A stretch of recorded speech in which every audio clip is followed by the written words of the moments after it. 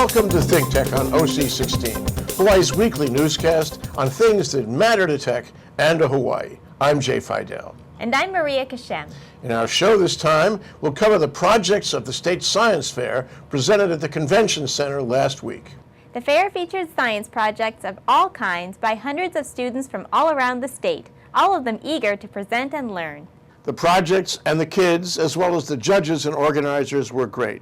It's always a treat to go to the Hawaii Science Fair. So we did what we always do. We went and we walked around and filmed the kids, the judges, and the organizers to get a handle on how they were doing. It was a delight to talk with them, to see the projects, and to feel the passion for science that is always in the air at the fair. Welcome to the 57th Annual State Science Fair.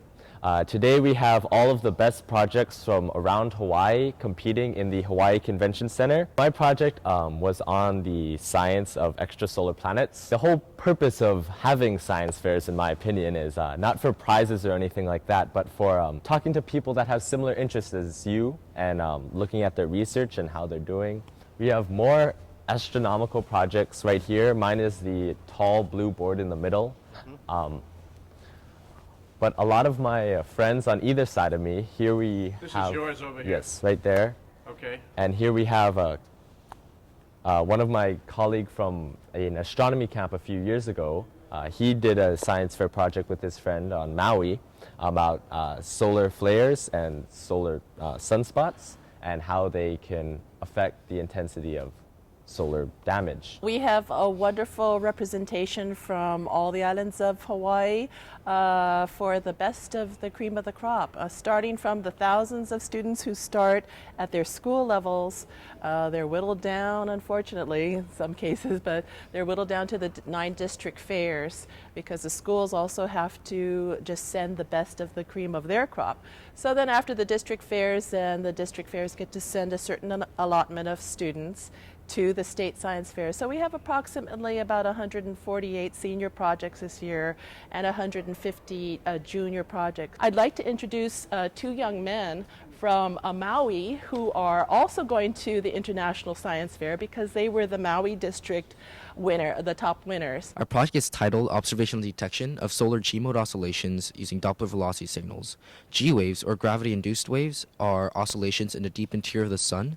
And when these waves interact with the magnetic field lines of emerging sunspots, then we are able to detect them at the surface of the sun. By analyzing sunspots on the surface of the sun using Doppler velocity images, we are able to compose power spectra for these solar regions. By composing these power spectra, we are able to search for these G-mode signals using these images. I'm from the island of Molokai.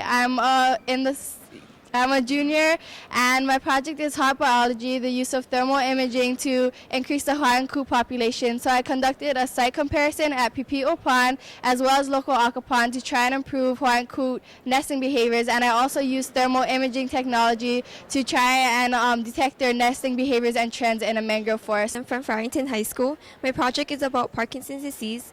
I tested how phosphorylation affects the rate of fibril formation, and fibril formation is how the proteins is created in the brain when somebody has Parkinson's disease. I'm from Kapolei High School. My project covers finding a new clean renewable energy source, and it's basically like a recyclable gasoline where you put in your car, the reaction occurs to give the car energy, and then you can take that end product and use it again and over. If I generated hydrogen from geothermal on the Big Island, and I wanted to bring it here to Oahu and burn it here in a fuel cell, your technology could help me do that? Yes, it could, because you can just transport it by ship the same way you would transport conventional fuels. We're from Molokai High School. So our project was on column chromatography, which is a very simple method for separating plants. And we chose this method because it's a simple, effective way to find out why some native species may not be doing as well as their invasive competitors. After breaking down our separate plants into their pigments, we could then tell where they might best grow, to then we could strategically plant them so they would be most successful and to bring back our native species. Hi, my name is Mike Sana. I'm the Science Fair Coordinator for the Leader District Science Engineering Fair, and I'm also a teacher at White Paul High School. I'm a senior at White Paul High School, and my project is synthesizing a potential cancer drug known as the STAT3 dimerization inhibitor molecule. I'm from Hilo High School from the Big Island, and the title of my project is Finding an Author's Fingerprints Using Stylometry to Identify Authors of Unknown Documents. And basically what my project does is it identifies unknown documents with their authors. So basically what I did was I created a computer program that analyzes the attributes of and the style of writing of documents, and I'm able to create a barcode from each document. And from there, I can calculate with a bunch of documents from the same author, their fingerprints. And from there, I tested out unknown documents and then matched up their barcodes with the author's fingerprints. And from there, I had a 75% accuracy, which proves that you can actually find unknown documents' author using their style of writing. I'm a 10th grader at Waimea High School on the island of Kauai. So for my project this year, I wanted to see if implementing a thermal energy storage system with the phase change material would increase its overall sufficiency. So what I did for my experimentation, what I tested was a variety of 3 different phase change materials to see if it could extend the life of a thermal energy storage tank and increase its heating system to possibly use for solar heaters in Hawaii. So I'm so fortunate to participate in the International Science Fair this upcoming May, and I was so fortunate to participate in last year too. Overall, it was a really amazing, great learning experience where we get to interact with these people who specialize and work in the careers we wish to pursue possibly in the future, and like just meet all these amazing students here from all the different schools. I'm a student from Kaiser High School.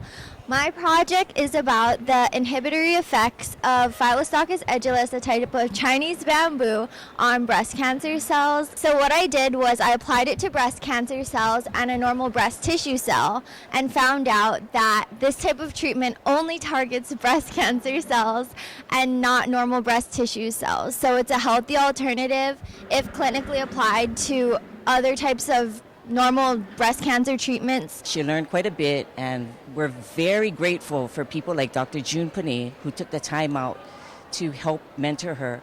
I'm from Bolton High School. So the purpose of my experiment was to determine which of these hibiscus species was the most susceptible to the hibiscus aurelia mite. So the hibiscus aurelia mite is kind of like a parasitic small little mite, and it kind of affects a lot of native populations throughout the islands. So I wanted to figure out the genetic differences between each plant that really distinguished them and made them tolerant toward the mite.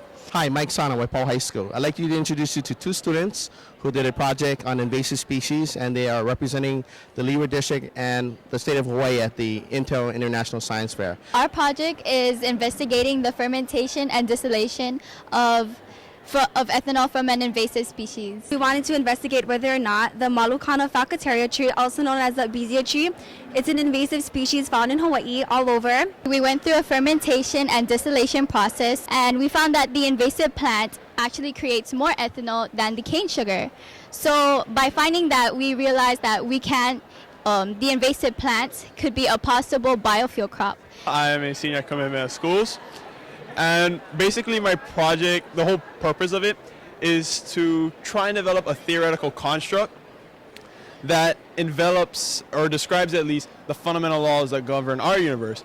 But what I found is that by applying string theory in a different way and on reformulating certain ideas, that not only does it describe many laws in our current fundamental universe, but it actually goes possibly beyond and maybe describe physics in parallel universes and beyond. I'm a junior at Kaiser High School, and my project is entitled Rocks of the Rainbow, Asteroid Classification Using SDSS Filters. Essentially, in my work, I was trying to create a classification algorithm, which I like to call it, or method to classify these asteroids based on their spectral type using these SDSS filters. I'm from Hilo High School. My project's about micropropagated Zingiber officinale, and basically I just compared seed size, which seed size is most important to new farmers, and we compared big and small seed size pieces, and we planted it in my dad's farm, and we found out that bigger seed size pieces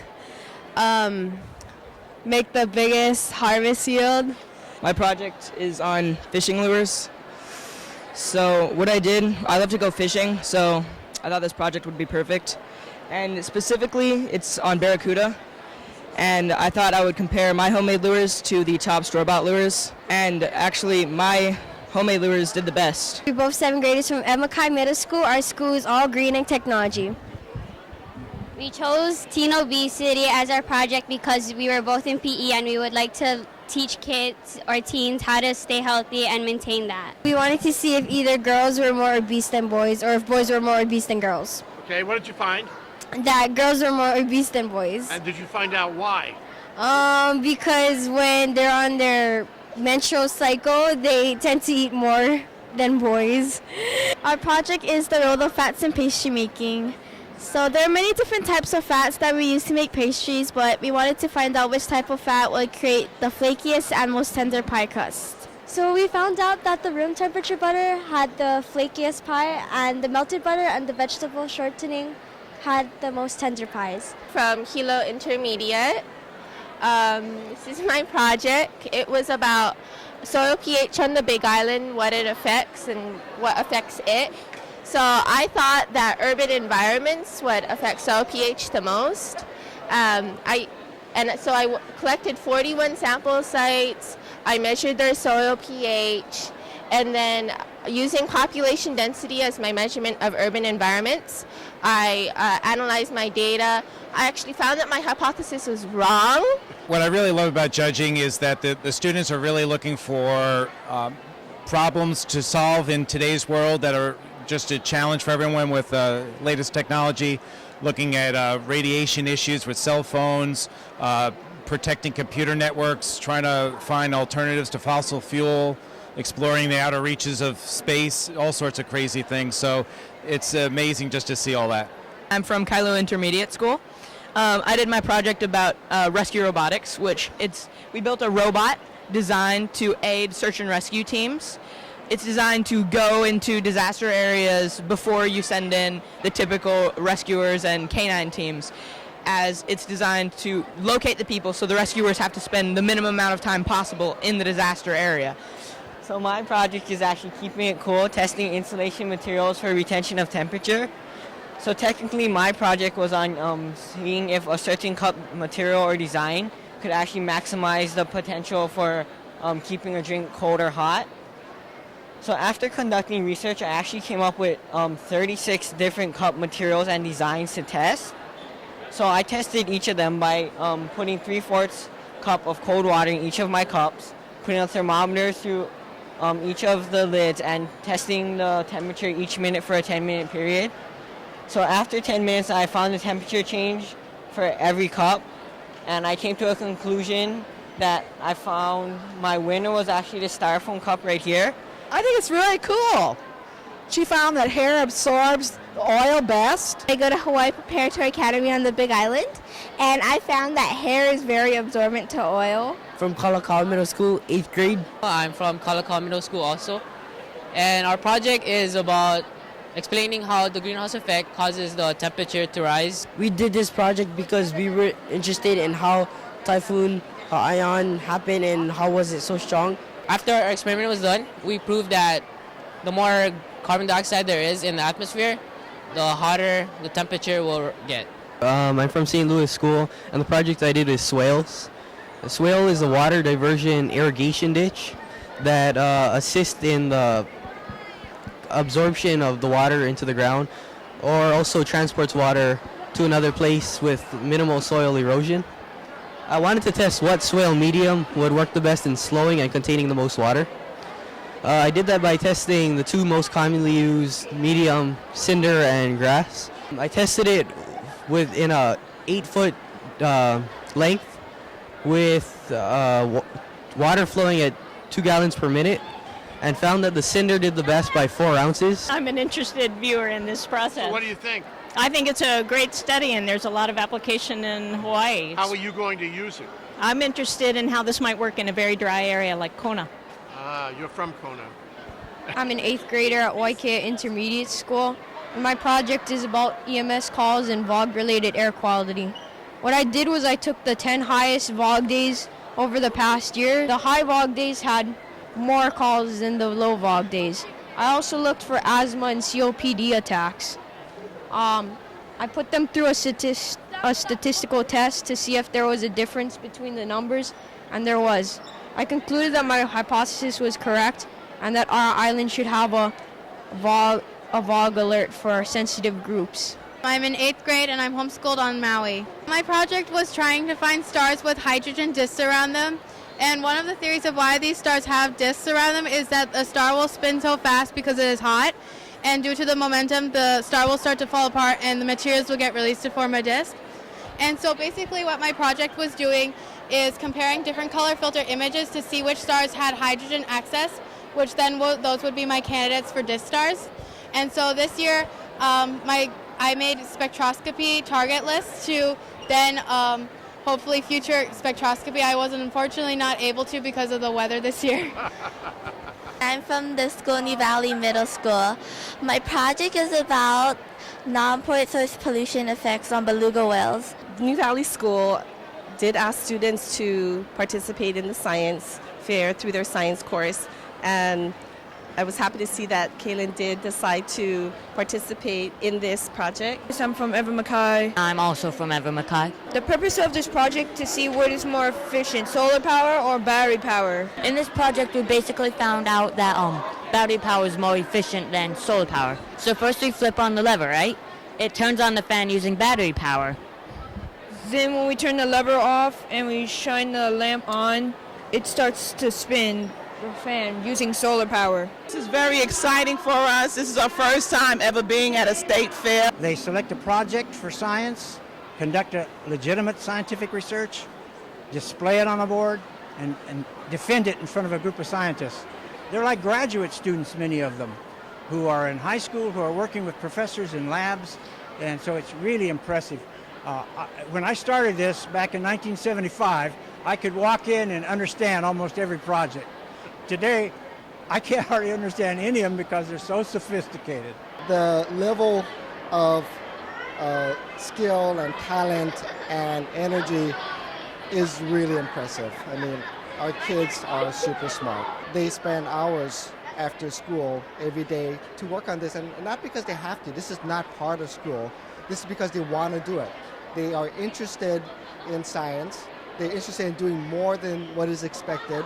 And they come up with these amazing projects. Some schools, like myself, it's not everybody's interested in science. And you may be one of a few kids in your class who are really passionate about it. And to come to a place like this where everybody loves science, it's a real eye-opener. This was an exciting year. I think I saw it as an improvement over last year in terms of general quality. I'm just so excited to see all these kids. As a researcher, I always want kids to experience what I love, research, and they have the chance to do that here. What is really important is the kids see that they need mentors. They see that, I can approach people, I can ask questions. We are an innovation and technology-driven country. That's our focus. So Hawaii should be part of that. The kids, the parents, the judges, and the organizers we met were just terrific. No wonder that the Science Fair is one of the best and most important science events in the state. The Science Fair is a great statement of the quality and promise of the kids of our state. You can see and feel their energy, intelligence, and determination, and the power and prospect of their lives and careers. It's great to hear them present their projects. They are our progeny and our future. They belong to all of us. And it's clear that we as a community must attend to them, treasure them, encourage them, and somehow keep them here, or at least get them to return after school on the mainland. Walking through and filming the projects at the Science Fair is one of ThinkTech's favorite things for OC16, and this year was no exception. If anything, it was better than ever. That's why we'll continue to cover the fair, and that's why we'll be back next year to see how the projects, the kids, and the judges have grown and improved in the interim. We urge every kid and family to participate in the Hawaii Science Fair. We urge every academician to be a judge. We also urge state government to provide funding and far greater support for the fair and for the people who participate.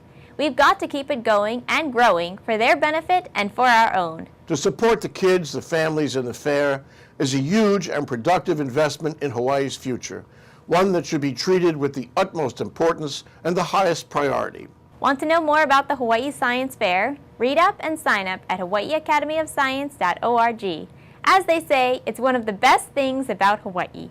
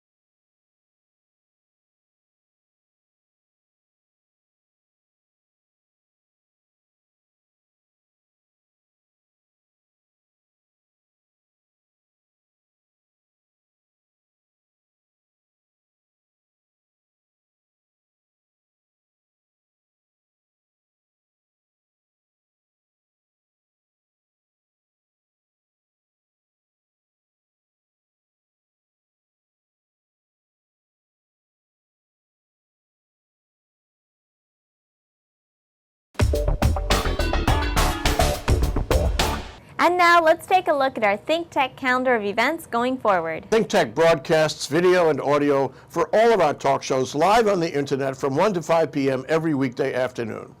If you missed a show or you want to replay or share or find any show, they're all archived on YouTube. Visit thinktechhawaii.com for our live stream and YouTube links, or to join our email list and get these links and advisories on our upcoming shows. We also invite you to be part of our live audience in our downtown studio in Pioneer Plaza. Contact me, Jay, at thinktechhawaii.com. Raise your awareness in every way on ThinkTech.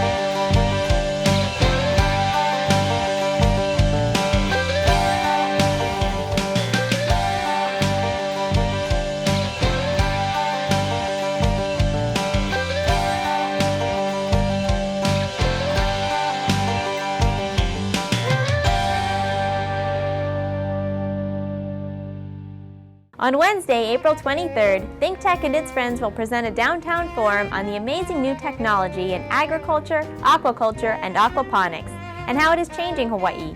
This will feature a moderator and a panel of experts from government, farming, local produce buyers, and academia. You can sign up on thinktechhawaii.com. And now here's this week's ThinkTech News. Aloha. I'm Nicole Horry for ThinkTech News. 2 new iOS messaging apps have just been released, and they couldn't be more different. First, FireChat, the app that allows you to chat without an internet connection, as long as you're within 100 feet or have other users nearby to mesh with. This has been about 2 weeks out, and already it's a top download in places like Australia, Taiwan, and Latin America. In addition to getting around the need for network coverage, this allows tweets that disappear when you close the app and are only tied to a username that you can change at any time, essentially anonymous. Will this be as instrumental as Twitter in enabling social change? It's built on the multi-peer connectivity framework in Apple's latest iOS, so other mesh network apps which use that may be on their way. The second one is Emu.